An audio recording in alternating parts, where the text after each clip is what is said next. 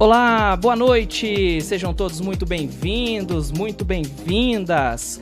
Com o apoio do IDET e também da Santa Maria Materiais para Construção, está no ar mais um MandoCast.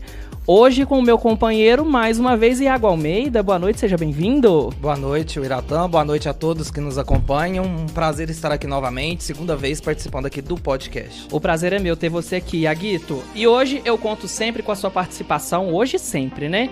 Através do nosso chat no YouTube, ao vivo, e também no nosso MandoZap 30250138. Por que eu quero a participação do pessoal hoje?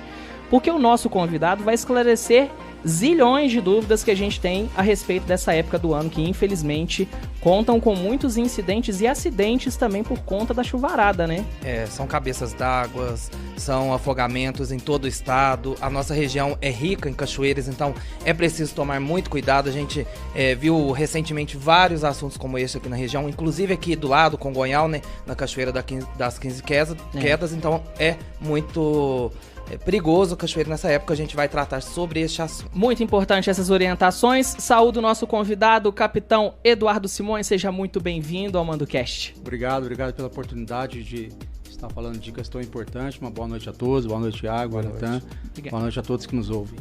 É muito importante ter o senhor por aqui, porque, como eu falei, eu cuido da editoria do tempo aqui do Terra do Mandu, e agora a gente começa a observar uma virada nas temperaturas, na condição climática. A gente no ano passado observou na virada, por exemplo, que já tinha uma chuvarada muito grande. Sim. Esse ano a chuva está demorando um pouco mais para chegar, e agora ela vai chegar com toda a força com essa frente fria que vem vindo do Rio Grande do Sul.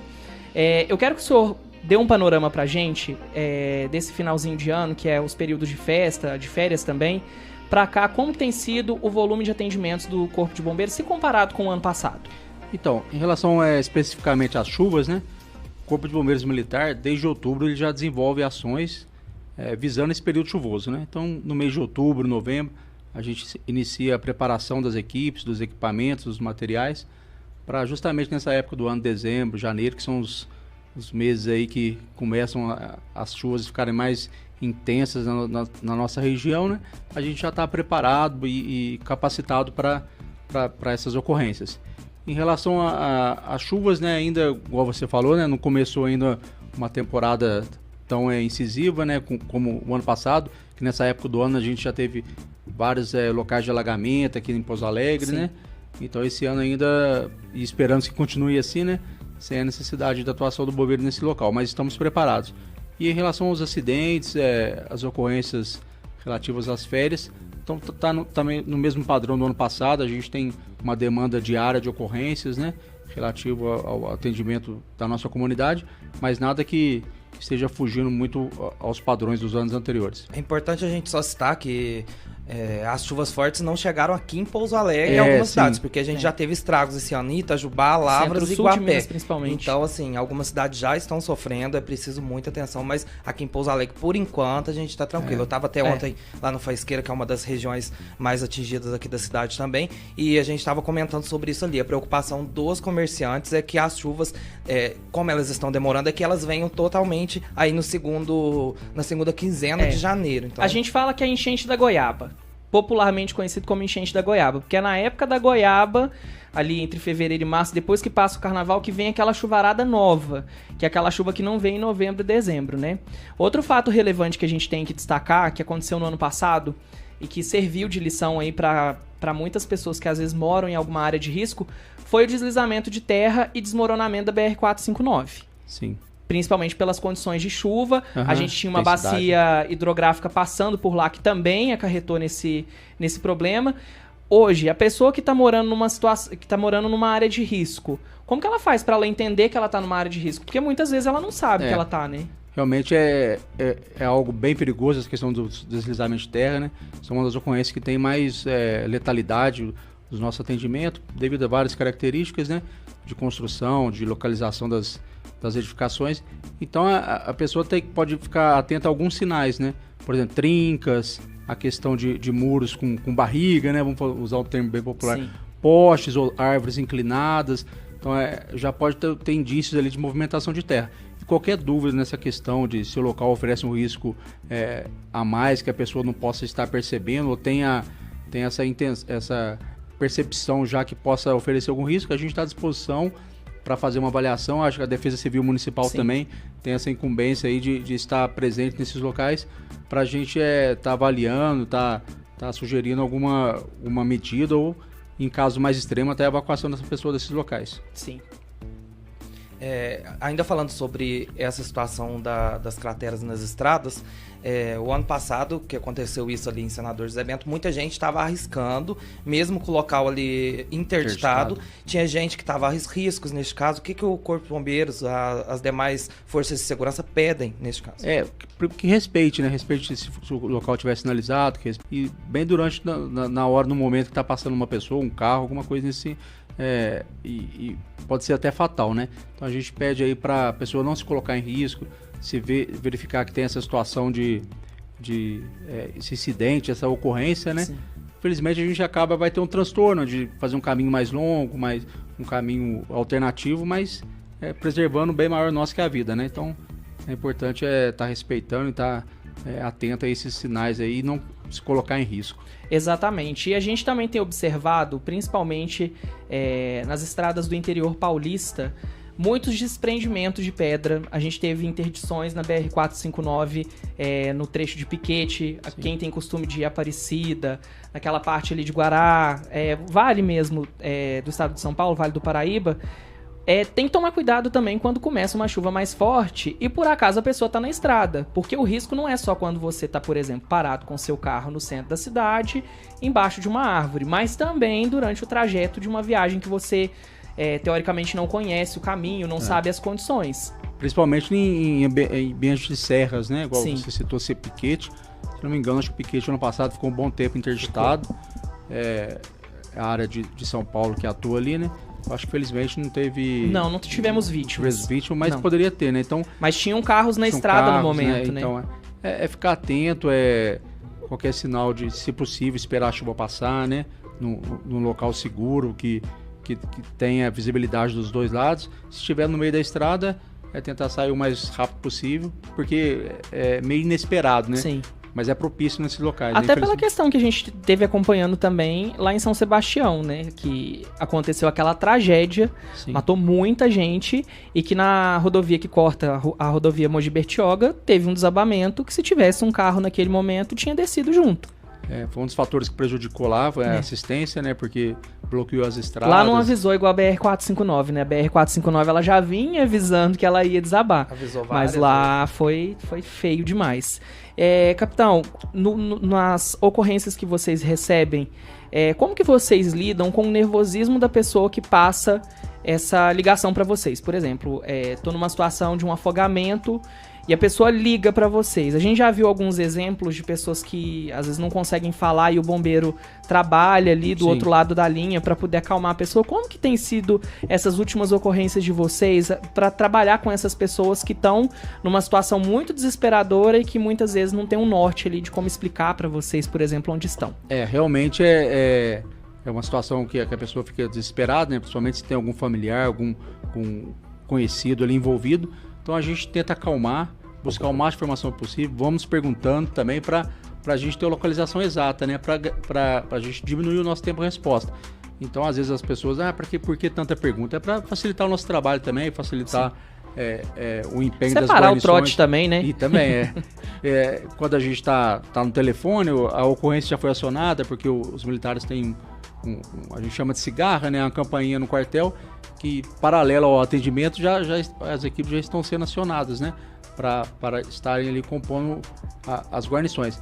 Então a gente tenta manter a calma, ver qual é a situação, por exemplo, um afogamento, ver se identificar o local, piscina, rio, se a gente vai ter que levar já um equipamento de mergulho, se a gente já vai sair com uma viatura de resgate, uma viatura de salvamento. Então a gente tenta já buscar o máximo de informação possível, mas manter a pessoa calma, que é uma situação meio difícil, né? Ainda falando de afogamento, já que o Iratã entrou neste assunto, Minas a gente tem muitas cachoeiras que são visitadas por todas as pessoas, assim, de estados do país mesmo, vêm pra cá para visitar as cachoeiras de Minas. E algumas quedas escondidas ou quedas bem perigosas, assim, eu destaco algumas, tipo em São Tomé das Letras, que eu conheço bastante, a Iruoca também eu conheço aquela região ali, então tem algumas quedas que também são perigosas. E nessa época do ano, no verão, a gente fala muito de cabeça d'água, tromba d'água. Eu gostaria que o senhor explicasse de novo a diferença entre as duas, cabeça d'água e tromba d'água, e como que a pessoa deve agir se for surpreendida por algum fenômeno desse tipo. Então, a cabeça d'água diferencia-se da tromba d'água. A tromba d'água cai no mar, no oceano. Cabeça d'água em rios, cachoeiras. É um aumento repentino, né, muito rápido do nível de água, acompanhado de uma correnteza, muitas vezes forte, veloz ali, que inunda toda a área ali da próxima à margem do rio ali, arrastando pedras, pessoas, se estiverem presentes. Então é uma situação bem perigosa mesmo, né?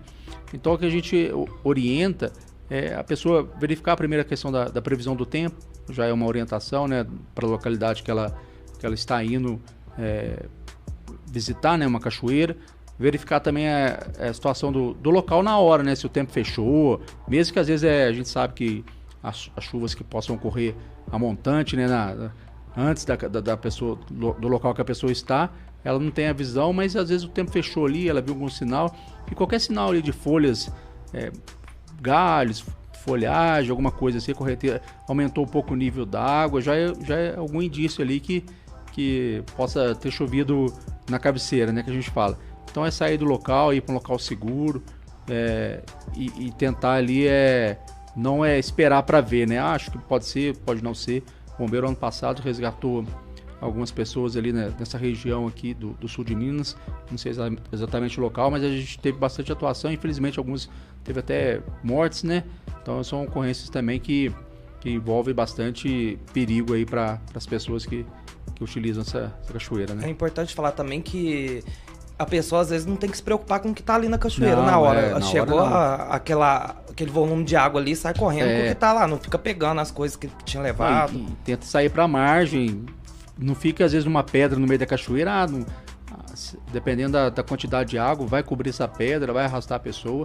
Então é tentar sair o mais possível, se possível também, tiver se banhando na cachoeira, ficar próximo à margem também, não entrar muito para dentro da água, né? A gente sabe que é difícil, pessoal, no momento de empolgação, mas a cachoeira também tem outros riscos, né? Que muitas pedras são lisas, né? A questão de pular de ponta, né? Que o pessoal fala, pular de cabeça, é outro. Isso acontece muito em Machado, né? Que tem uma cachoeira em Machado, em Poço Fundo, tem... Machado não, Poço Fundo mesmo. Eu fui pra lá uma vez, eu fiquei horrorizado. Eu não consegui ficar muito tempo na cachoeira não, porque...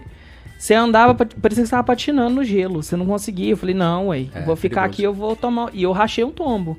Machuquei a bacia, não cheguei a fraturar, mas fiquei com uma dor... 2 semaninhas com dor. Hoje em dia é gravado pelas selfies, né? Pelos... Não sei se é meu caso. Não, mentira, eu tirei também. Ali em Congonhal mesmo, essa última situação que teve ali na Cachoeira das 15 Quedas, a pessoa estava fazendo a trilha, acabou escorregando e caindo. Outra pergunta que eu queria fazer para o senhor quem está junto da pessoa, vamos supor, que está em alguma situação delicada ali na cachoeira, que escorregou, está caindo, está sendo levado pela água, quem está perto ali, está vendo a cena, o que ela tem que fazer?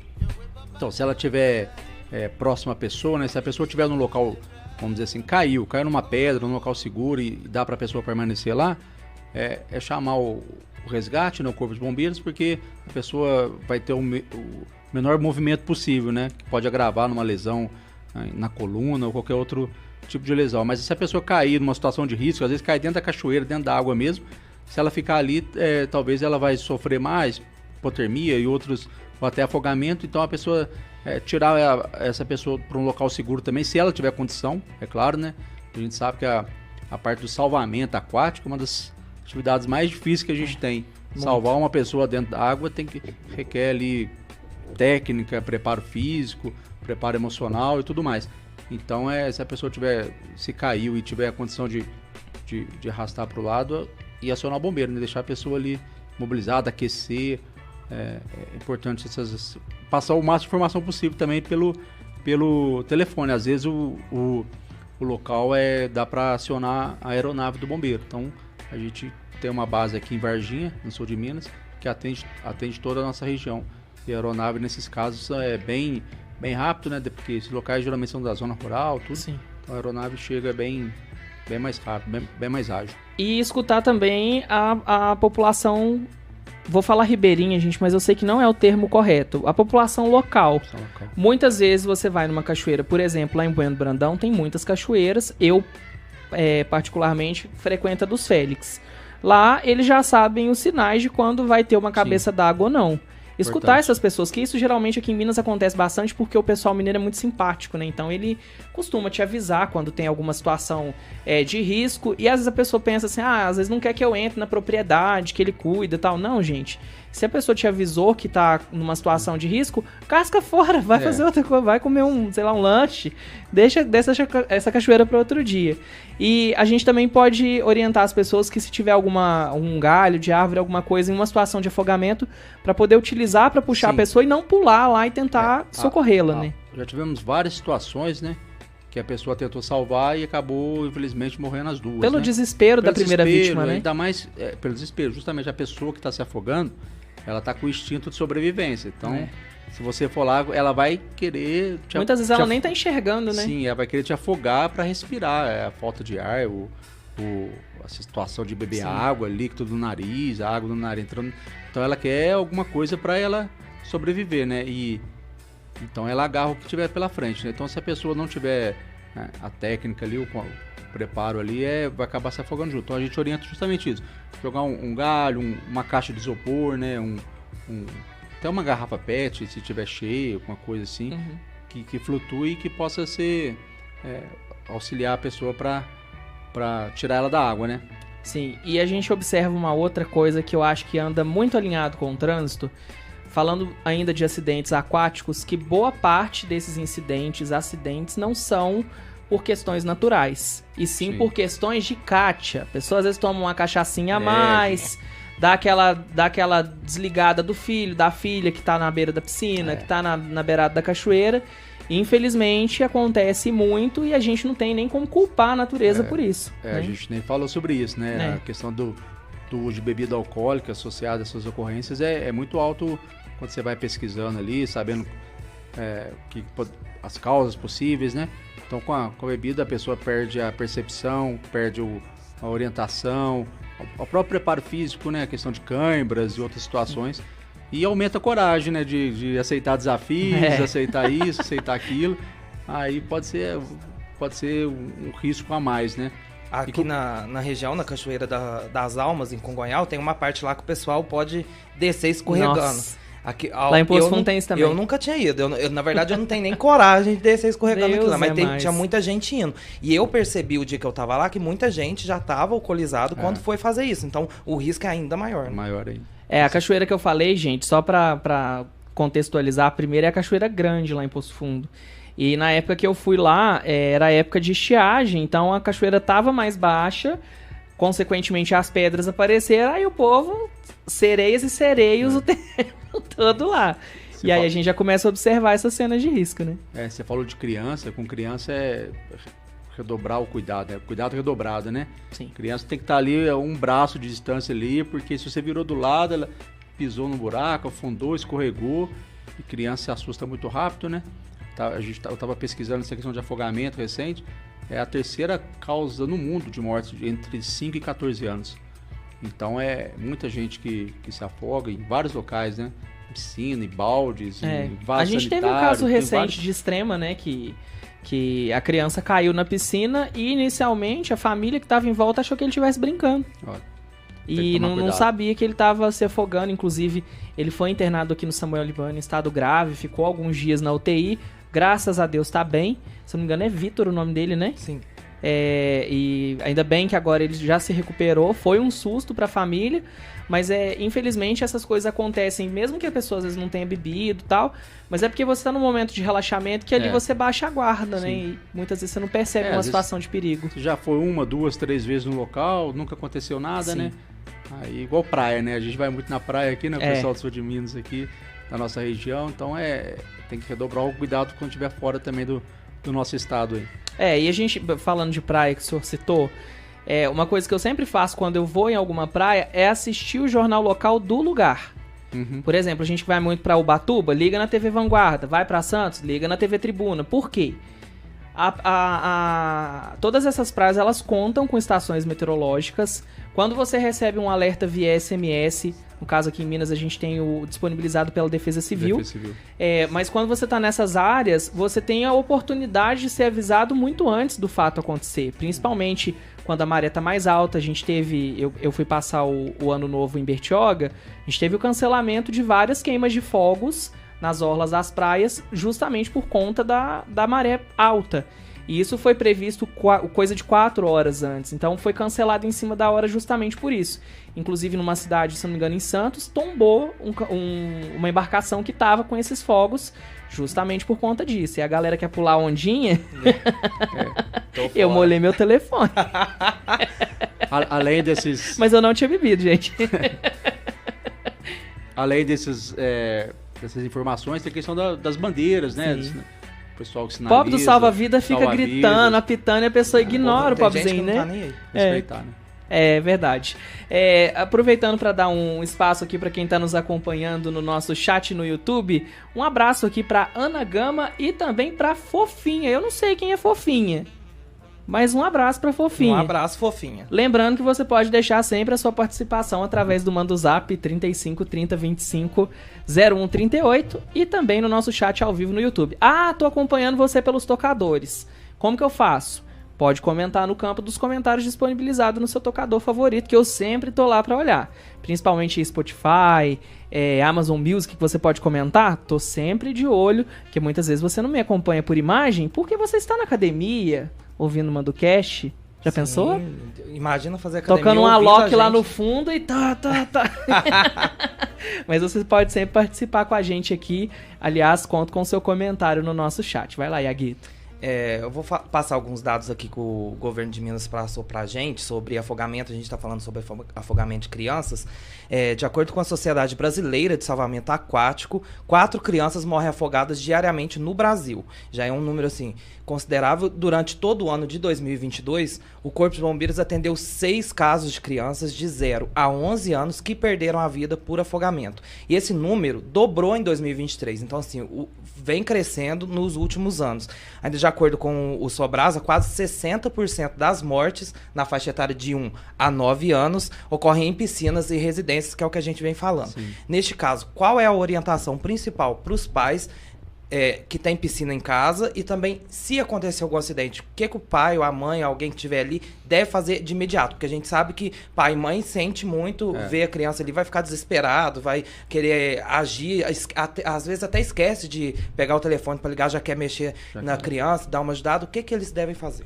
Então, primeiro, em relação à orientação, né, que é para quem tem piscina em casa, redobrar o cuidado, somente agora no verão, né, tá quente, o dia tá quente, as crianças querem se divertir em férias escolares, né? Então a criança fica o dia todo em casa, as crianças e tal. Então se a pessoa tentar cercar a piscina, colocar algum portão, um gradil, alguma coisa nesse sentido, ou se for até o caso, esvaziar a piscina e se não for usar ou não estiver sendo utilizada, né? Reduz muito essa questão dos acidentes, né? Porque um descuido rápido pode ser fatal. Questão de ocorrências, né? Então retirar a criança da piscina, se tiver a condição, né? Geralmente piscina é mais raso, né? Dentro de casa. Acionar o bombeiro rapidamente, ou o SAMU, dependendo também da localidade. E se a pessoa tiver algum conhecimento de primeiros socorros, tentar ali uma massagem, verificar a circulação, se tem pulso, alguma coisa. E poderá fazer os primeiros procedimentos da respiração, boca a boca, né, se for o filho ou algum conhecido, ou somente a massagem cardíaca, se não se for parente, alguma coisa nesse sentido, até a chegada do socorro, se ela estiver já sem pulso, né, sem respiração, se ela tiver o conhecimento. Esses casos que vem aumentando aí sobre afogamento de crianças, o que a gente pode levar isso? O que a gente pode dizer que tem crescido? Por que isso tem crescido? A gente tem alguma informação que possa explicar esse crescimento? Não, eu não, exatamente o motivo desse crescimento eu não saberia, mas essa é mais essa questão mesmo de cuidado, né? Talvez uma determinada época teve um descuido maior e aconteceu um grande ocorrências relacionadas a afogamento. E tem muitas ocorrências atendidas pelo bombeiro também. Às vezes a gente pega a pessoa, a criança ou qualquer outra pessoa com vida aí ou numa situação que a gente está prestando socorro. Então, pelo bombeiro pode haver muitos casos de não notificação de afogamento, que são notificados pela Secretaria de Saúde, nos hospitais, tal, como causa de afogamento. Agora, uma causa específica, eu acho que é o aumento da temperatura, do calor, né? A questão de férias escolares também faz com que esses números aumentem, né? Questão de mais piscinas em casas, talvez, né? Sim. As pessoas... E aí a gente parte para uma outra questão, falando dessas piscinadas, esse trem. Tem muita criança que vai para a beira do rio, que vai para a piscina com o amiguinho, e o pai com a mãe assistindo novela. Aqui já aconteceu, o ano passado a gente teve casos aqui em Pouso Alegre disso. Infelizmente, a gente às vezes acaba... A pessoa tá trabalhando, a pessoa tá no corre. Eu falo porque, gente, eu sei que é errado tudo, mas muitas vezes na minha infância eu fiquei sozinho em casa. Muitas vezes. Muitas vezes na minha infância eu fui nadar no rio, porque assim, eu aprendi a nadar no rio. E eu já me rio. afoguei também. Pra quem é de Pouso Alegre, principalmente da região do Faisqueira, deve conhecer o Barreirão. O Barreirão hoje já não existe mais por conta da via Faisqueira. Você até enxerga ele lá, mas ele tá sendo aterrado. Barreirão nada mais é do que uma cratera que foi feita, que o pessoal cavucava para tirar argila, para fazer tijolo, essas coisas. E aí, uma vez, subiu o rio, deu uma enchente, aquela água empoçou e virou atração. Todo mundo ia lá, porque depois de um tempo formou-se tipo uma prainha, todo mundo ia lá. Só que, por ser um terreno argiloso, ele era um terreno escorregadio, e que se você ficasse com o pé muito tempo nele, o seu pé afundava e colava lá como se fosse aquela piscina de amido do Gugu, não sei se você lembra. Quem não? Então, e aí acontecia, eu mesmo já me afoguei lá uma vez, foi assim, pavoroso, até tinha um amigo que era mais velho que eu, que me tirou de lá de dentro, né, e tal, graças a Deus não aconteceu o pior, mas naquela época, por exemplo, não tinha celular fácil igual a gente tem hoje, para poder acionar, e muitas vezes acontece também da criança, deixa o pai com a mãe em casa, vai pro rio, não tem telefone, aí depende do amiguinho que tava junto, que viu se afogando, voltar pra casa pra contar o que aconteceu. Muitas vezes a criança nem conta por medo, vergonha, alguma coisa, né? Pros pais, o que a gente aconselha nesses casos? Porque tem uma hora que você vai ter que amarrar a criança pra não sair pra rua, porque o trem tá feio demais. Todo mundo, igual você falou, né, todo mundo já foi criança, todo mundo já fez nossas artes, né, as nossas aventuras aí, mas orientar, né, primeiramente, tentar orientar os filhos, principalmente os que estão ali saindo, brincando sozinhos, porque às vezes também fala pro pai que vai para um lugar, vai para outro, né? Então orientar, tá sempre de olho, né, porque criança, adolescente ali, os pré-adolescentes ali também, tem essa questão de aventura, né, essa independência, já tá crescendo e tal. Às vezes tem vários amigos que vão também, né? Para não ficar de fora, embarca junto também, e aí acaba que se coloca uma situação de risco. Tomar cuidado, verificar, orientar e saber sempre para onde que a criança está indo, dar umas incertas, né? Porque é engraçado que quando eu era pequeno, meus amigos todos falavam, não, eu vou ensinar você a nadar, vamos? A gente vai ensinar você a nadar. E eu nunca aprendi a nadar. Uma jamanta dessa, 29 anos. E porque assim, eu sou da cidade pequena, lá a gente não... Raramente tinha uma casa com piscina na minha cidade. E a gente ia pro rio. A gente juntava a turma ali, saía da escola e corria pro rio. Eu, particularmente, tinha um pouco de medo, mas tinha gente que não tinha medo nenhum, pulava. Na época também o rio era um pouco mais raso, porque o pessoal começou a tirar a areia do rio e começou a afundar mais. Mas antes o povo ia sem medo nenhum, pulava lá, ia só criança. Você falou dessa questão de prainha, né? É um perigo também, né? Forma umas prainhas lá, mas é correnteza por baixo, é tronco, sempre tem alguma coisa. Então fora os animais, né? Sim, que às vezes você encontra uma cobra, você encontra algum animal peçonhento nessas áreas, porque são áreas de mata e ali tem muita fruta também. Então, obviamente, vai ter um bichinho ou outro ali que pode te dar problema, né? Verdade. E aí a gente parte para uma outra situação, capitão, onde a gente está no trânsito e aí acontece, por exemplo, aqui em Pouso Alegre não acontece dessa forma, mas acontece do carro ficar soterrado em água. Aconteceu, tô numa avenida, veio aquela enxurradona e fiquei preso no trânsito.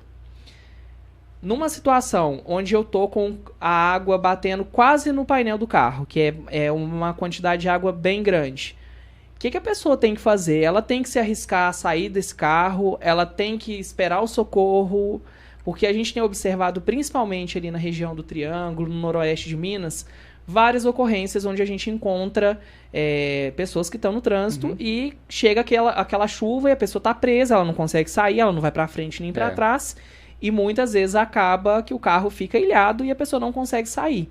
A gente entende que existe risco, muito risco, inclusive, principalmente de choques elétricos. Às vezes a pessoa pode transitar nesses ambientes aí, um bueiro saiu a tampa, você cai dentro do bueiro. A pessoa que está dentro do carro, ela pode estar em segurança numa chuva convencional com queda de raio. Mas numa situação dessa onde ela se encontra ilhada, o que ela tem que fazer? Então, tem umas dicas aí antes. A primeira dica é tentar não ficar ilhado, né? Como você falou, né? Mas às vezes tem situação que é tão repentina, né? Então a gente, nas nossas cidades, geralmente, a gente já conhece alguns pontos aí que são comuns de alagamento. Acima de 20 centímetros ali da roda ali, já corre o risco ali da pessoa estar arriscando passar numa área alagada e o carro morrer, né? Se morrer, não pegar, tudo aí, o que acontece? Se tiver ainda a água para baixo do joelho ali, alguma coisa nesse sentido, solicitar o socorro e tentar sair desse local de risco. Mas se a água for subindo, igual você falou, entrar no nível do painel ou quase entrar água dentro do carro, a orientação é subir para o teto, ficar em cima do teto e aguardar o socorro, acionar o socorro. Sai pela janela, não tenta abrir a porta porque não vai conseguir, fica muito pesado, né? Tem carros aí, essas parte eletrônica também, a pessoa não esperar muito não, porque você vê que está subindo muito ali, vai atingir o nível da janela, já só porque pode comprometer o sistema eletrônico e o carro não abriu o vidro, aí fica uma situação bem complicada. E se tiver com criança, alguma coisa, a pessoa sobe primeiro, depois pega a criança. Senão a criança lá em cima sozinha, desesperada, pode tentar pular alguma coisa nesse sentido e se afogar, né? E é outro risco também que aí a gente já traz para Pouso Alegre, que ano passado aconteceu dezenas de vezes, assim, é um pouco de exagero, mas é quase dezenas de vezes, do alagamento ali no Faisqueira, no início do bairro. E eu andava com medo, porque eu moro lá. Mesmo depois da água ter baixado, você já consegue enxergar o asfalto, eu estava de moto, conseguia passar.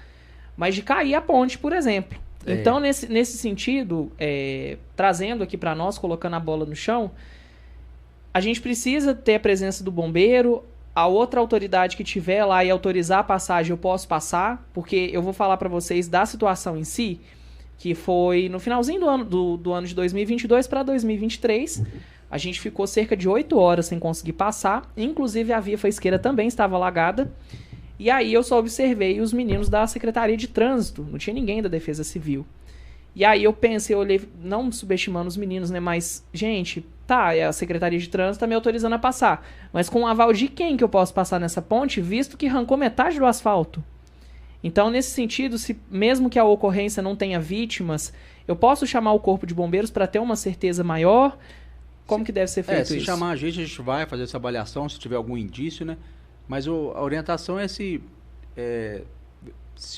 houver algum dano, algum abalo ali na estrutura da ponte, num pilar, alguma coisa, porque as pontes já são construídas em tese para esse tipo de situação, né? De possível ali, alagamento, tudo. Às vezes o asfalto é só mais a capa ali, não vai abalar a estrutura da ponte. Mas mesmo assim, se vê que teve um deslizamento próximo à coluna, ou alguma coisa ela assim, deu uma afundada. Ou afundada, assim, ficou torta ali, né? Na área do passeio, que é onde os pedestres passam, deu uma afundada boa, então, que foi o meu medo, foi aquilo. Não, pode chamar, a gente faz essa análise lá inicial, se for o caso, solicita a avaliação de um engenheiro, né? Que é a pessoa técnica ali, mais habilitada para fazer essa avaliação. Se tiver tudo ok, então, né? Às vezes a ponte... ela consegue ser forte e o asfalto não. Isso. Lá na minha cidade também já aconteceu em 2011, que teve uma enchente muito forte aqui na nossa região. Uma ponte separa a minha cidade de outra que chama Serranos a Seritinga. E aí a ponte, a água foi tanta, caiu tromba d'água em Carvalhos e tal, foi tanta água que tampou a ponte, a gente não enxergava. A água passou da ponte. E em certo momento, quando a água começou a baixar, ela levou o asfalto da beirada da ponte. Então, assim, a ponte ficou normal, ela ficou assim, mas o asfalto da beirada dela que fez uma cratera de lado a lado. Ninguém passava para um lado, ninguém passava do outro. E o pessoal já tinha visto aquilo, já estava vendo que estava daquele jeito. E mesmo assim tinha gente andando e vindo. Eu lembro direitinho, porque eu ainda era menor, bem menor. Então o povo vindo, andando assim, ó, e todo mundo gritando, vai embora, vai embora. A pessoa não estava nem aí. Ele levantou a saia, assim, era uma mulher. Ela levantou um saião que ela tava usando assim e foi caminhando. Aí a hora que ela percebeu, assim, ela faltava muito pouco pra ela chegar. Se ela tivesse caminhado mais uns 5 passos, ela ia cair lá. Se tiver uma situação dessa aqui, que a água passa por cima, é ideal fazer uma avaliação, assim, prévia, depois, ali, posterior, né? Não quer abaixar, para ver se teve algum abalo ali, né? Porque às vezes a pessoa não vê também à noite, né? Às vezes à noite, tá escura, falta luz, aí não vê se tem algum dano ali, então pode acionar a gente que a gente vai sim. E hoje, capitão, quais são as maiores dificuldades que vocês aqui da região enfrentam?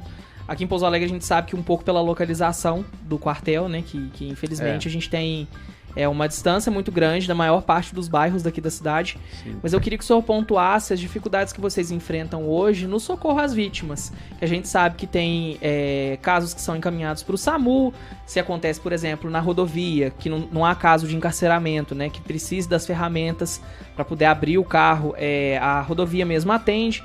Qual que é a dificuldade que vocês encontram hoje no atendimento às vítimas? Uma dessas que você falou é justamente a questão da distância, né? Às vezes da onde que o bombeiro tá pro centro aqui, bem uns 10 minutos ali, mesmo com sirene ligada, tudo. E se for um caminhão maior, você não consegue passar. O de incêndio, pior ainda, né? Esse tempo de resposta é por causa do tempo. O quartel lá foi construído na época que tinha um projeto para Fernão Dias, que era para atender a Fernão Dias e para cá, antes da 381 ser privatizada. Depois que foi privatizado, diminuiu muito nossa ocorrência na Fernão Dias, mas já estava construído, já tinha mudado para lá. Aí ficamos nessa. A questão mesmo é questão de demanda, né? Que é muitos atendimentos, por isso que a gente divide, assim. O SAMU é um grande parceiro nosso nos atendimentos aqui em Pouso Alegre região. A nossa área também de atuação são 21 municípios. Então, às vezes, a gente sai daqui e vai para Ouro Fino, por exemplo, outras cidades aí que são área de atuação nossa também. Então, às vezes, não dá para atender todos, né? Infelizmente, aí tem essa lacuna no atendimento, que eu acho que é a grande dificuldade nossa, é esse gargalo aí, que às vezes é muita demanda para pouco recurso, principalmente humano, né? Mas a gente tenta, se for uma situação muito grave, igual eu falei, passar para outros órgãos. E se for uma situação que é exclusiva nossa, por exemplo, um incêndio, não tem guarnição, aí a gente já tem equipe de sobreaviso, tem equipe que fica em casa em prontidão, que, lógico, vai aumentar a demora um pouco, mas a gente vai dar essa resposta, né? Além dos acidentes hoje que a gente tem em registro, também tem a questão das quedas de árvore, que muitas vezes é só o bombeiro que tem a ferramenta pronto para usar, né? Tem algumas prefeituras, que acho que aqui em Pouso Alegre tem também, tem um pessoal capacitado ali para corte de árvores, principalmente quando é aquele vendaval aí que derrubou várias árvores, né? Rodovias é comum também derrubar várias árvores ao mesmo tempo. Então a gente também atua, tem as motosserras, os equipamentos para liberar logo o trânsito ali e deixar... Isso às vezes em vários locais ao mesmo tempo. Vários locais ao mesmo tempo. Porque a gente aqui trabalha aqui na imprensa, a gente vai muito atrás dos bombeiros para saber de informações, mas às vezes eles estão atendendo tantas coisas ao mesmo tempo que eles pedem, calma, gente, espera, deixa a gente terminar aqui. Uma de cada vez. É verdade. E às vezes tem um agravamento, né? Porque às vezes rompe a fiação, sensor elétrico, então o risco ali associado é grande, né? E o transtorno também para a população, né? E aproveitando para falar também a respeito dessa parceria entre o SAMU e o Corpo de Bombeiros, tem o helicóptero Arcanjo, né, Iago? Isso. Primeiro eu queria que você falasse e explicasse um pouco pra gente, capitão, a importância desse Arcanjo aqui pra região, não só pra região, também pro estado, porque ele atua no estado. E eu tava dando uma olhada ali, eu vi que o Arcanjo de Minas, ele já atendeu também em ocorrências fora do estado. Sim. Então, é uma grande conquista para nós, né? Acho que a base do SAMU aqui, nossa base do Arcanjo, fica em Varginha, e ela é tripulada por médicos, enfermeiros, mais o pessoal do Bombeiro Militar também. Então ela atua em ocorrências aí, como eu falei, principalmente para a questão de salvar vidas, diminuir o tempo de resposta. Então é uma UTI móvel aí de aeronave, dos né? ares. Dos ares, Então, igual você falou, já atendeu ocorrências fora do estado, em outras localidades, e o bombeiro está expandindo esse serviço. Aqui no sul de Minas, acho que foi o segundo ou terceiro local no estado todo que teve uma base descentralizada de Belo Horizonte. Agora a gente já está tendo também em Montes Claros, em Uberlândia, então a ideia é colocar em nos todas polos, né? Justamente em todas as regiões. Então, fica próximo, igual eu falei, um exemplo bem comum, situação de acidentes automobilísticos, vítima presa de ferragem, até retirar a vida presa da ferragem, a aeronave já chega. Em quedas de cachoeira também, o pessoal chega com uma equipe bem completa. Então, é uma grande conquista, é um investimento alto, mas que uma vida ali já salva, já paga todo esse investimento ali, as equipes são bem preparadas ali, então à disposição também. A gente tem alguns dados deste suporte aéreo também avançado aqui de Minas. Foram mais de 19 mil horas de voos com 7.780 pacientes transportados e 9.249 atendimentos, isso desde o início das operações. Então são altos números. Em 2023 foram 1.127 atendimentos e 963 transportes.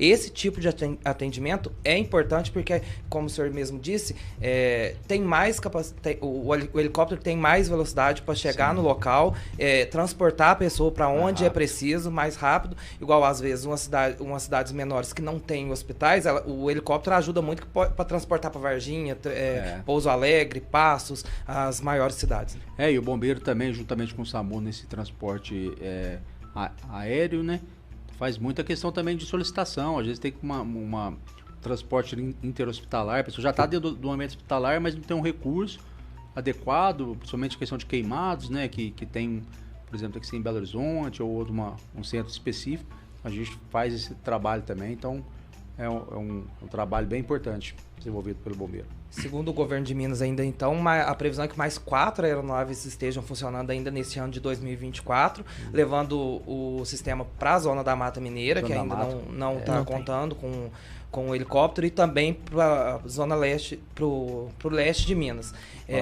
Isso. Aí, o senhor acha que já é um número considerável tendo esse tanto de helicóptero aqui e mais que estão chegando. Justamente.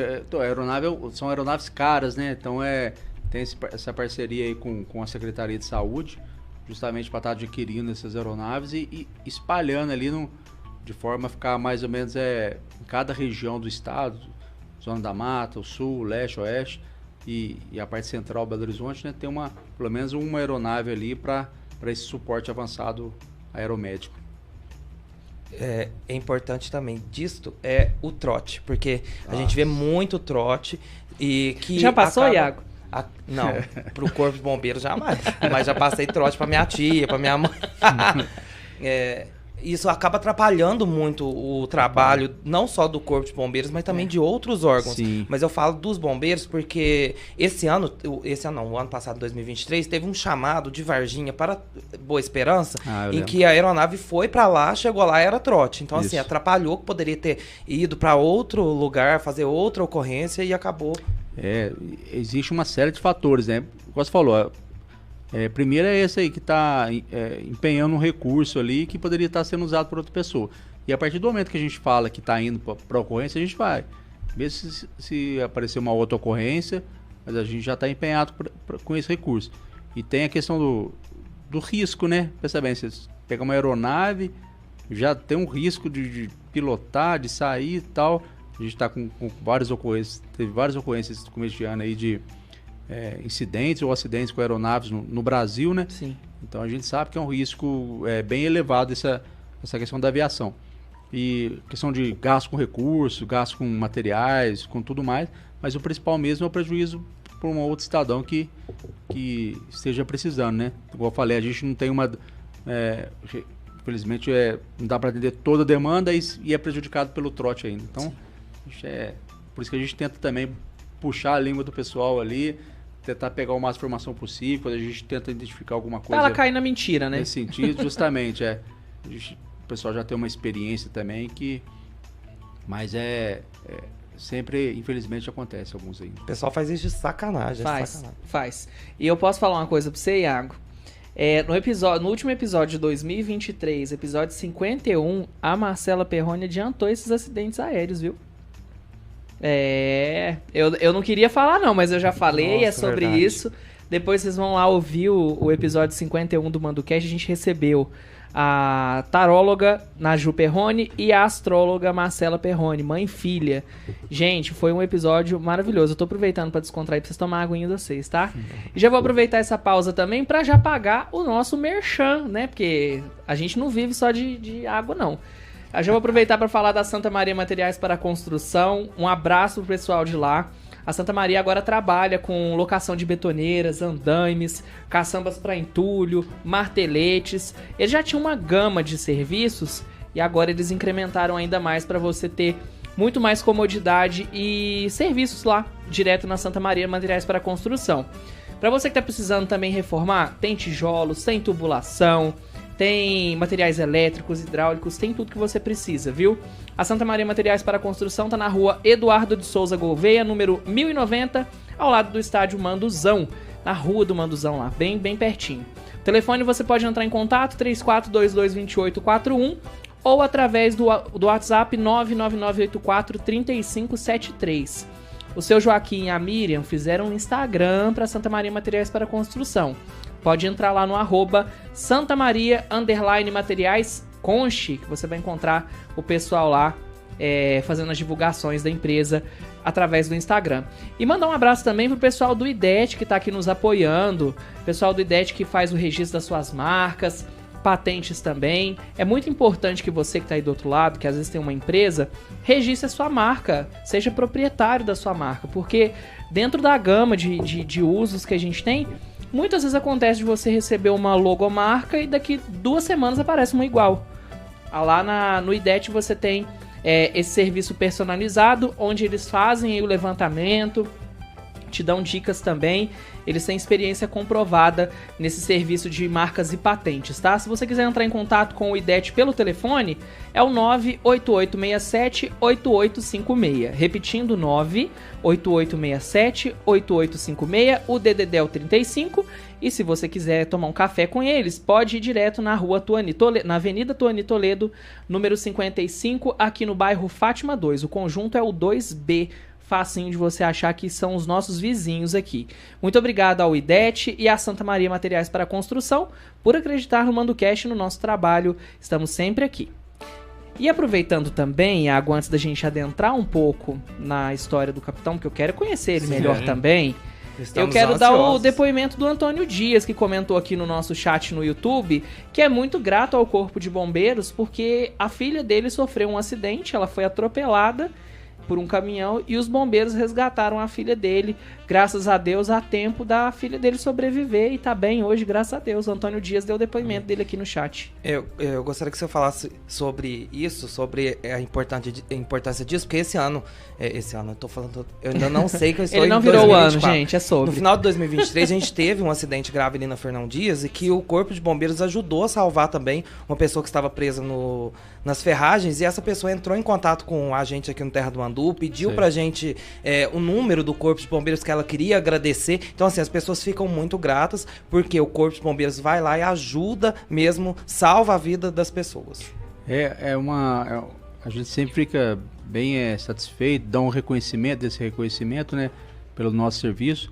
A gente realmente tá ali para servir, para ajudar a população. Então, quando tem esse tipo de mensagem, esse tipo de ligação pra gente, ou o pessoal vai lá até pessoalmente, o pessoal fica bem, vamos dizer assim, bem lisonjeado, né, com a atitude da pessoa, né? Porque não precisaria em tese, né? Porque é obrigação nossa, né? É o nosso dever de estar ali para ajudar a população, mas a gente faz com amor à profissão, com carinho, com respeito à vítima, né? Se colocando numa situação ali que ela tá ali desesperada e tentando ajudar ali, sendo o mais rápido possível ali para ajudar. Então, graças a Deus, a filha aí do Antônio Dias tá bem, né? Então se recuperou. Então eu fico feliz em ter esse reconhecimento aí da população. Nós, bombeiros militares, ficamos. O seu Antônio passou por uns perrengues aí ano passado, né? Ele é torcedor do Pousão, graças a Deus tá bem também, sempre acompanhando a gente. Muito obrigado, viu, Antônio? Ele, se eu não me engano, ele teve um infarto.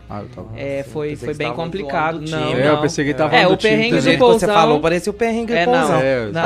Se bem que pra ele que é torcedor roxo, talvez o perrengue do Pousão seja tão dolorido quanto, né? Mas enfim. Obrigado, viu, Antônio, por sempre acompanhar a gente aqui. Capitão, eu quero saber do senhor como que começou a sua história com o Corpo de Bombeiros. Em que momento da sua vida que o senhor adentrou, assim, eu quero ser do Corpo de Bombeiros. Como é que é a sua história com a corporação? Então, eu tô há quase 20 anos, 19 anos e meio quase no Corpo de Bombeiros. Entrei em 2004, né? Entrei como soldado ainda. Fiquei 3 anos como soldado. Depois eu fiz a prova de oficiais e já estamos aí há um tempo aí na carreira, né? Eu comecei com, na verdade, minha atual mulher, né? Minha esposa, o meu cunhado iria fazer a prova do bombeiro, me convidou. Aí eu vi o edital, vi as atividades que o bombeiro desempenhava, né? Já sabia, né? A gente já sabe. Mas a gente pensa muito na questão do apagar fogo, né? Do incêndio, né? E hoje o bombeiro atua em várias frentes. Hoje o que menos tem é realmente os incêndios, graças a Deus, né? Devido às edificações aí, conhecimento pessoal. Então eu me aprofundei, gostei da profissão, tanto é que passei como soldado, estudei, continuei estudando e estamos aí há 20 anos quase aí já na profissão que eu escolhi certo, né? Então é muito bom ser bombeiro militar. Falando do afogamento, o senhor aprendeu a nadar como? Porque de nadar bombeiro. Então, porque é isso que eu ia perguntar. Porque a hora que chega lá, tem o curso de 200 horas ali. Você pulava do helicóptero? Não pulei, chegar a pular. Sério? Na lagoa, mas aí você já no final do curso, né? Sim. Todo mundo já sabia nadar. Que adrenalina, hein? Não, mas passa, porque tem gente que fala que sabe nadar, mas é aquele nado barranqueiro que a gente fala, né? Lá no sabe bombeiro. Sobreviver. Sabe sobreviver, sair alguma coisa ali. Não, mas realmente as aulas de natação, elas têm ali nivela todo mundo para baixo. Mesmo quem sabe nadar muito bem... Reaprende, porque às vezes o cara usa a técnica errada, usa alguma batida de perna errada, respiração, então desde o começo a pessoa com certeza sabe nadar. E eu sou prova disso, que a pessoa sabe, sai do curso sabendo nadar. Nossa, então tá me encorajando aí. Que eu não sei nadar, gente, não é...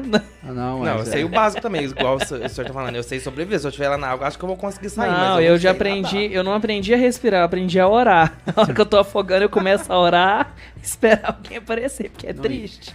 E a gente vê muita pessoa, eu não precisei não, mas a gente vê pessoal que tem dificuldade, porque tem gente que tem dificuldade, tem medo, né, de nadar, de altura, trauma, né? Trauma, qualquer situação assim.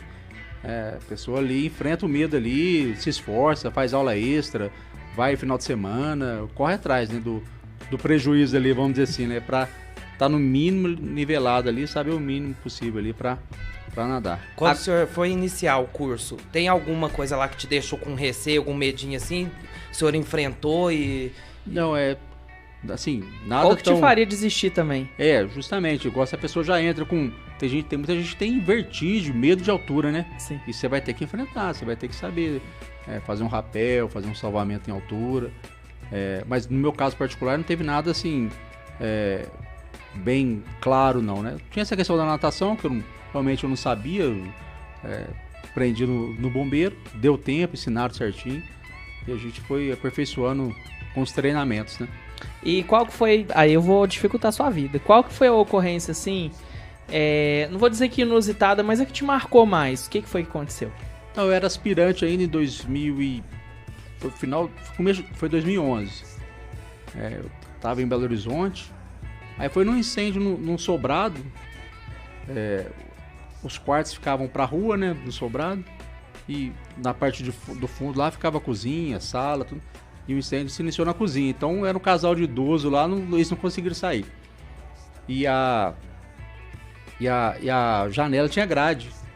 Então, eles não conseguiam sair pra lá porque tava muito fumaça. E se a gente apaga o fogo lá, a fumaça ia vir tudo pra cima da senhora lá, né? Com a corrente ali da água, da pressão. Então tivemos que quebrar a janela, a pele dela já tava quente por causa do calor, mas ela aguentou firme lá e tiramos ela pela escada. E era à noite, né? O pessoal lá na rua depois aplaudiu na hora que saiu com a senhora lá. Aí depois que tiramos ela, aí sim, fizemos apagamos as chamas lá. Mas foi bem legal. Foi uma das primeiras que mais marcou. Justamente, foi uma das primeiras. Vai ter outras aí, né? Algumas não tão boas, né? De se lembrar, que somente que envolve acidentes, com mortes e tal. Mas a gente os percalços aí da profissão que a gente escolheu e a gente sabe que, infelizmente, vai lidar com isso, né?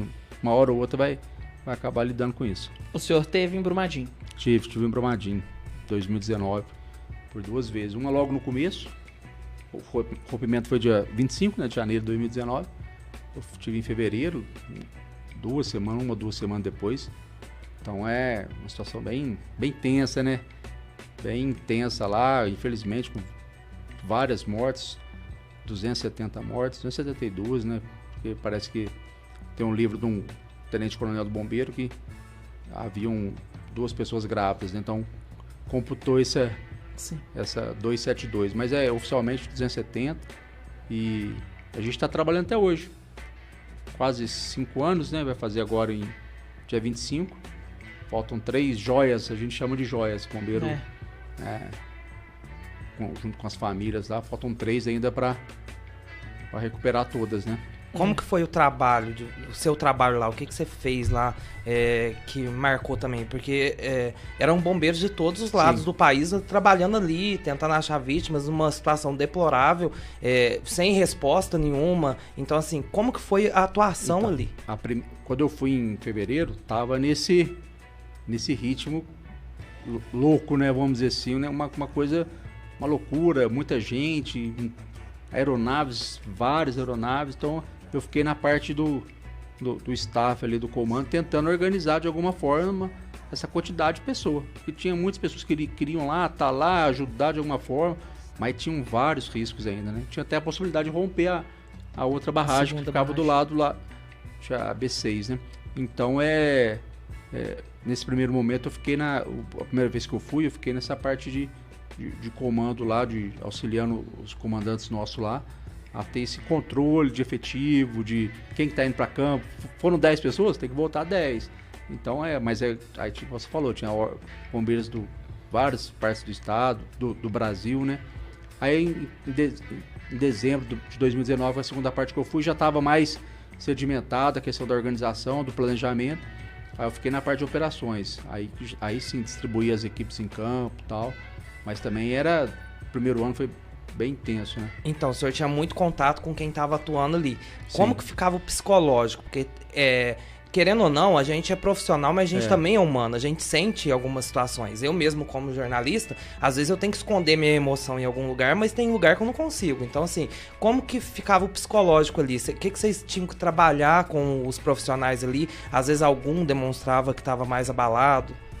A gente tinha conversas diárias, né?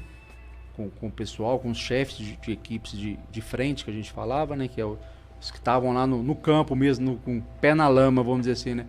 E a gente percebia alguns casos, alguns relatos ali de situações que eles enfrentaram, de como eles encontraram as vítimas, que realmente foram bem intensas, né? Vamos dizer assim. Então, se o pessoal percebesse, tinha um apoio psicológico lá na base, né? Então, qualquer demanda era direcionada para a psicóloga lá, psicólogo, para avaliar na hora se a pessoa tinha condição de permanecer ou não. Então tinha essa preocupação. E posterior também à ocorrência, a gente fez um acompanhamento, está fazendo até hoje na verdade, porque lá eram produtos perigosos, né? Sim. De mineração, né? Então a gente nem sabe o que tinha até lá. Por isso chama rejeito, né? Rejeito, E tinha outros produtos associados, porque teve caminhões, né, tudo mais, que teve combustível, vazamentos. Então o pessoal faz até hoje exames médicos ali para ver se tem algum resquício ali dessa contaminação. Então é um acompanhamento ali praticamente até o final da carreira do militar. Sim. Essa pergunta eu acredito que seja mais difícil que eu vá te fazer no programa de hoje. Não é segredo que o bombeiro ele ama a vida, mas ele ama a vida do próximo. Que ele arrisca 90% das vezes a própria vida para salvar uma outra vida. Já aconteceu em algum momento da carreira do senhor, onde o senhor estava numa situação em que o senhor não podia socorrer a pessoa e infelizmente ela veio a falecer? Não, comigo assim, não que não podia acontecer, já aconteceu ocorrência de principalmente acidente de trânsito, a gente chega, a pessoa tá viva ainda, mas depende do acidente, da dinâmica ali, aí você vai tentando desencarcerar, retirar as ferragens da vítima e tal, aí chega um momento que infelizmente a pessoa acaba que não resiste. Ocorrência também de soterramento é comum, né, às vezes eu nunca presenciei não, você vê uma pessoa gritando alguma coisa, mas chega uma hora, mas comigo já aconteceu de acidente de trânsito, chega a pessoa tá viva e acaba falecendo, né? É uma situação que você podia ter feito diferente, né? Mas, infelizmente, comigo não aconteceu todos, né? essa situação. Eu e minha mãe, a gente estava de férias, a gente foi pra Aparecida. E a gente foi pra dormir, né? Porque de férias não precisa voltar no mesmo dia. Aí a gente tava voltando e a gente tava muito cansado. A gente foi de moto, tudo, né? E minha moto é mais simplesinha. Aí a gente tava voltando, tem uma curva ali... se eu não me engano, é em Venceslau Braz já. Eu acho que já deu o limite de municípios entre Itajubá e Venceslau. Que é quando você vai pegar aquela pontezinha xixelenta que tem ali, um pouquinho antes tem uma curva que sempre tem acidente. A gente tava voltando para Pouso Alegre e eu tava gravando com a câmera do capacete. A gente chegou numa diferença assim de um minuto e meio no máximo de um capotamento, de um tombamento do caminhão. O caminhão bateu e o motorista ficou preso nas ferragens porque o guarda-reio tem aquele apoio, a base dele, e foi aonde ele ficou preso, né? A cabine do caminhão amassou e ele ficou preso ali.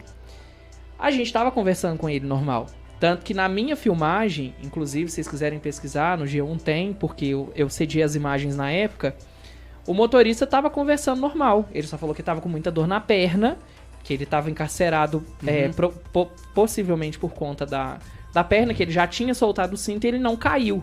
Então ele percebeu que ele estava preso. Aí a gente chamou, o destacamento de bombeiros chegou muito rápido, a polícia já estava ali bem próximo também. E aí a gente percebeu o vazamento de óleo, de combustível, a gente já saiu de perto, justamente pelo risco de explosão. Mas aí a gente percebeu que ia ter uma interdição ali, que ia durar muito tempo, e realmente durou, que a gente chegou nesse acidente, era por volta de 3h30, 4 horas. E a gente foi perceber que o trânsito foi liberado lá quase meia-noite. E aí a gente achou que ia ficar tudo bem. A gente saiu, os policiais estavam conversando com a vítima, e a gente viu os bombeiros chegando. E aí no outro dia, de manhã, o pessoal da emissora me ligou, porque viu que eu tinha postado a imagem, pedindo mais sobre o vídeo, que o cara tinha falecido. E foi uma cena muito feia, porque ele tava com um caminhão de iogurte, e o cara tava morto na cabine, e o pessoal saqueando.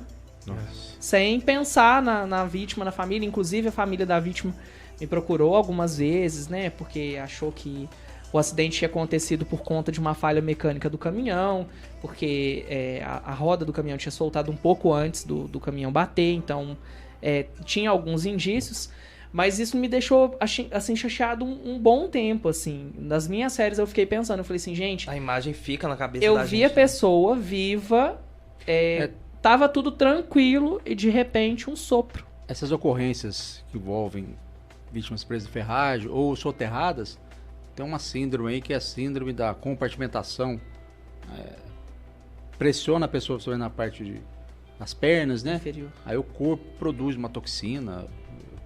E quando libera, essa toxina espalha, então aí a pessoa morre. Às vezes você está conversando, daqui a pouco tira a pessoa, morre. Então é importante quando tiver assim, a gente pelo menos tenta envolver médico, né, do SAMU principalmente, que ele já tenta diluir, já prevenir, né, aplicar alguma coisa nessa pessoa até a retirada dela, né, das ferragens ou de uma área soterrada. Então, mas pode acontecer, depois você dá uma pesquisada, você vai ver que, não sei se foi esse caso, né, mas tem essa possibilidade de ser. Foi uma ocorrência que mexeu muito com a gente, porque a gente teve que ter uma atenção muito grande, porque o trânsito tá rolando normal e era numa curva. Você entrou na curva, já tinha um carro parado. Então ali poderia ter acontecido um engavetamento, poderia ter acontecido outros acidentes, mas todo mundo saiu do carro, falou, não, vamos resolver isso aqui, depois a gente preocupa com o resto das coisas. Então, é uma pessoa que vai lá, pega galho de árvore, leva lá na frente para sinalizar, é o outro que vai organizando uma ré coletiva para distanciar do caminhão. Combustível, vazando. E aí você consegue ter uma coletividade que realmente é efetiva, né? Você consegue ter um parceiro do Corpo de Bombeiros, né? Sim, os parceiros são importantes, né? Até a chegada do bombeiro. Sim. Isolar o local, sinalizar e aguardar o socorro, né? Inclusive minha mãe tá aqui no chat. Boa noite a todos, parabéns, uma belíssima profissão. Obrigado. Valdinéia Silva. Obrigado, um beijo pra você. A gente tá encaminhando pro final do podcast. O senhor tem mais algum recadinho que o senhor quer deixar pro nosso público? Sim, gostaria de agradecer a oportunidade, né, de estar falando aqui pelo Bombeiro Militar de Pouso Alegre. A gente sempre que possível a gente vem para divulgar, dar essas dicas de prevenção, falar algumas curiosidades também da profissão, né, que às vezes o pessoal tem curiosidade de saber, gosta de perguntar. Então a gente está à disposição também no quartel lá na saída da cidade, se quem quiser conhecer, quiser visitar, principalmente as crianças, né? Já que está de férias mesmo, leva a criançada lá para conhecer as viaturas. Então conhecer um pouco da nossa rotina, de alguns equipamentos. Então agradeço aí a Manducast aí mais uma vez aí pela parceria, né? Terra do Mandu também, sempre conosco aí no cobrindo as nossas atividades, as nossas ações aí no dia a dia. Então, muito obrigado aí pela oportunidade. Assiste alguma série desse ramo de bombeiros pra criticar, não? Não. Um Chicago Fire? Não, acho que é o dia inteiro vendo... É porque tem muita gente, por exemplo, da medicina que vai ver Grey's Anatomy e fala, gente, isso não existe. Não, eu pior que eu não assisto. De relação a bombeiro, não. Alguns filmes que a gente já viu, né? Brigada 49, outros aí. Mas série, nunca peguei pra... Bom demais, ó. Eu já até recomendo vocês assistirem uma série. Foi cancelada esse ano, gente. Então, assim, não vão brigar comigo. Chama Station 19. Estação 19, que lá nos Estados Unidos eles tratam não por batalhão, mas por estação, né? Que é vinda de Grey's Anatomy, que tipo assim, a personagem, a Andy, que é bombeira, ela apareceu em um episódio de Grey's Anatomy, todo mundo gostou muito dela, e aí virou um spin-off. Ela acabou sendo protagonista dessa série que veio em seguida. E eu acho que vocês vão gostar bastante. Tem muito sobre incêndio, gente, mas também tem outras situações aí onde você observa muitas realidades, né, que muitas vezes as nuances dos acidentes a gente não percebe. As pessoas têm uma mania muito feia de ficar lá com o celularzão gravando a vítima numa situação difícil, e às vezes ela não imagina o que acontece no pós. Quando a pessoa sai do encarceramento num veículo e entra numa viatura, ou quando a pessoa vai pro hospital, ela não pensa no pós da vítima, né? E Station 19 trata sobre isso. Você falou de incêndio aí, a gente ainda tem mais um pequeno tempo. Tem. Porque eu esqueci de perguntar sobre a ocorrência que você trabalhou, que o senhor trabalhou lá na Amazônia, né? Conta pra gente como é que foi esse trabalho lá na Amazônia. Eu estive na Amazônia em 2019. Foi eu na época com o Tenente Coronel Ivan Neto, que era o comandante aqui do batalhão, da Companhia Independente. Nós estivemos lá com mais 18 militares, toda Minas Gerais, né? Estivemos apoiando as forças de segurança do estado lá no incêndio no sul do Pará. Ficamos 21 dias lá na Amazônia, conhecendo a realidade, né, dos incêndios florestais de lá. É um incêndio diferente do nosso aqui, muito quente, né, mata bem fechada, realmente. Então foi uma experiência aí que a gente pôde contribuir naquelas épocas, 2019, 2020, que infelizmente queimou bastante lá, né? Compomos a Operação Verde Brasil do governo federal. Então Minas, Paraná e mais o bombeiro lá do Pará na época deu esse apoio lá nessa operação. Então foi uma experiência boa, uma experiência nova. O senhor já conhecia lá? Não, nunca conhecia não. Conheci dentro da mata, né, literalmente. Tinha que você falar que conhecia o tacacá, eu ia falar, ué... Como é que foi chegar lá e ver aquele tamanho daquela floresta? É uma imensidão, e o clima é bem diferente do nosso aqui, né? Então é muito grande, é muito diversidade lá, é muito altíssima, né? Então tem que preservar mesmo, tem que juntar forças ali para preservar aquele bioma. Eu também queria agradecer ao Corpo de Bombeiros em nome... a meu nome, por onde eu já passei também, porque sempre me ajudaram com informações de ocorrências. Sim. Sempre solícitos quando a gente precisa do Corpo de Bombeiros, até porque a maioria dos acidentes, queimados, são os bombeiros que atendem, então sempre ajuda a imprensa. Gostaria de agradecer toda a corporação aqui de Pouso Alegre, agradecendo o senhor, e só deixei um lembrete para o pessoal como é que se chama o Corpo de Bombeiros, aonde entrar em contato, porque a gente já viu também que o governo de Minas lançou Emergência Minas, que agora mais uma possibilidade de acionar os bombeiros. Emergência Minas pelo aplicativo, né? Mas o bombeiro telefone de emergência é 193, então qualquer tipo de emergência, de solicitação, através do telefone 93. E qualquer outras dúvidas, ou tem um telefone também fixo, não de emergência, né? O 3423-7666. Se tiver alguma informação técnica, alguma coisa que não seja de emergência, a gente pede para ligar nesse número para não estar congestionando. É um número mais administrativo, né? Justamente. Então, o 93 é o telefone nosso para emergência em todo o país, na verdade, né? Todo o estado de Minas Gerais. É isso, e eu finalizo com um comentário do Eduardo Santos, acabou de comentar, chegou agora, depois dá uma voltada na live aí, hein, Eduardo, para você acompanhar todas as informações. Parabéns, Capitão Simões, prazer em trabalhar ao lado de um profissional como o senhor. O soldado do Santos, eu acho, né, ele é ótimo militar, excelente militar, ele veste a camisa mesmo. Obrigado, Santos, um grande abraço também. Obrigado aí pelas palavras, né? Bom demais. Volte outras vezes aqui no MandoCast. As portas estão abertas para o senhor aqui. Igualmente. Bem como os meninos lá dos bombeiros também. Sintam sempre à vontade para usar desse espaço aqui para informar os nossos ouvintes. Obrigado. Manda o News também. Manda o News. Não, mas o Manda o News a gente nem espera eles falar. A gente vai, né? Manda o Cast a gente ainda convida. O Manda o News não, a gente só vai... Estamos à disposição. Então é isso, pessoal. Muito obrigado pela companhia de todo mundo. Você pode acompanhar as nossas reportagens em terradomandu.com.br. Não perca a oportunidade de nos acompanhar nas redes sociais também. Hoje teve sorteio pro circo. A gente posta muita informação legal nas nossas redes também. Não se esqueça de curtir, de compartilhar, de se inscrever no nosso canal aqui no YouTube e de nos acompanhar também nos tocadores de podcast, tá? E claro, não esquece de ativar o sininho, hein, gente? Tem o balangundango do sininho aí que vocês têm que ativar para não perder nenhuma novidade que a gente lançar por aqui. E Aguito, obrigado pela presença. Semana que vem Nayara Andere está de volta. Você vai poder voltar a assistir a novela. Tá assistindo a novela ou não? Pior que eu comecei a assistir agora no final, você acredita? É sobre isso. Você vai poder acompanhar essa novela novamente. Exceto se a Nayara tiver algum piriri, aí você volta e faz Saudades, Nayara! Então é isso, gente. Sextou. Bom fim de semana pra todos e a gente se encontra novamente na semana que vem. Até lá. Beijo.